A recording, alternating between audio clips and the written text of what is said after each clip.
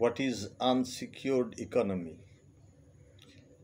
আজকে বর্তমান পশ্চিমবঙ্গের আর্থসামাজিক ব্যবস্থায় দাঁড়িয়ে এই প্রশ্নটি প্রত্যেকের মধ্যে নাড়া দেওয়া উচিত এবং এর একটা পলিটিক্যাল যে ব্যাকগ্রাউন্ড সেটাও ভেবে দেখা উচিত। হোয়াট ইজ আনসিকিউরড অর্থাৎ নিরাপত্তাহীন অর্থনীতি। এই ধরনের অর্থনীতি থেকে যেখানে কোনো পার্মানেন্ট সিকিউরড জব ক্রিয়েট হয় না এবং যেখানে খোলা মার্কেটে জব এফিসিয়েন্সি অনুযায়ী পাওয়া যায় না, এখানে আর্নিংটা ডিপেন্ড করে কারোর অনুগ্রহের ওপরে। যদি এমপ্লয়মেন্ট জেনারেশন না হয়, এক কথায় ইন্ডাস্ট্রি, সে সার্ভিস সেক্টর হোক অথবা প্রোডাকশন সেক্টর হোক, অর্গানাইজড ইকোনমিক যে সেক্টর সেগুলো যদি না থাকে তাহলে জব ক্রিয়েট হবে না। আর জব যদি ক্রিয়েট না হয় তাহলে আর্নিং, রোজগারের জন্যে সাধারণ মানুষকে হাতের সামনে যা কিছু আছে সেটা যত কম ইনকাম, সেটাই বেঁচে থাকার জন্য তাকে গ্রহণ করতে হবে। আর ঠিক এই অবস্থার সুযোগ কারা নেয়? এই অবস্থায় সুযোগ নেয় পলিটিক্যাল পার্টি। অর্থাৎ ধরুন আপনি বাজারে যাবেন, প্রচুর টোটোওয়ালা টোটো চালাচ্ছে। যদি একটা বাজারে 30টা টোটো চললে পর সকলের আর্নিং একটা ভালো জায়গা থাকবে ডিমান্ড অনুযায়ী, সেখানে দেখা যাচ্ছে 300 টোটো চলছে। ফলে কি হচ্ছে? টোটো চালানোর যে প্রতিদিনের রোজগার হওয়া উচিত সেটা হচ্ছে না। এবার সেই বাকি যে 270 জন অতিরিক্ত টোটো চালক, তারা টোটো চালাচ্ছে কেন? কারণ তাদের কোনো অপশান নেই, অন্য জায়গায় কাজ করে কিছু আর্ন করবে।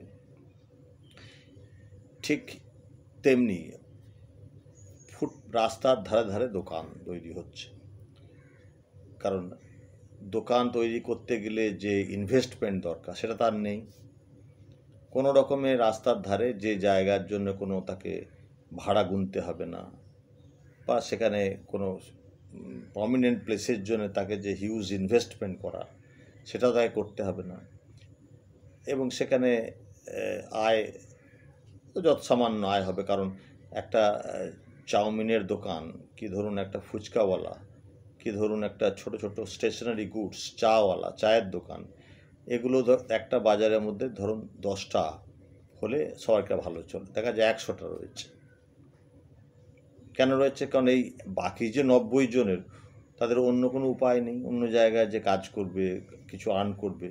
অর্থাৎ সোর্স অফ জব এটা যদি খুব কম হয়, ইন্ডাস্ট্রি যদি কম থাকে, ছোট বড় ইন্ডাস্ট্রি যদি কম থাকে, তার ফলে কি হবে? এই বিপুল পরিমাণ যে নতুন নতুন ছেলেরা উঠে আসছে, পড়াশোনা করেই হোক না করেই হোক, তাদের তো খেতে হবে, তাদের তো কিছু না কিছু কাজ চাই।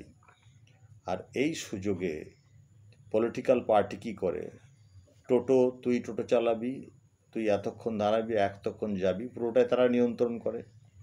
কিংবা ফুটপাতে দোকান কারা বসবে সেটাও তারা নিয়ন্ত্রণ করে। এই অবস্থাতে একে বলা হয় আনসিকিউরড বা নন সিকিউরড ইকোনমি। এই নন সিকিউরড ইকোনমির ফলে কি হচ্ছে? সাধারণ মানুষকে নির্ভর করতে হচ্ছে যে পলিটিক্যাল পার্টি ক্ষমতায় থাকে তার উপরে। স্বাভাবিকভাবেই ভোটের সময় এই পুরো সুযোগটা, অর্থাৎ আমি না থাকলে তুই টোটো চালাতে পারবি না, ফুটপাতে দোকান দিতে পারবি না, কি কোনো ছোটোখাটো কাজ কোনো জায়গায় যদি করতে হয় আমার অনুমতি ছাড়া হবে না, লোকাল লিডার্স।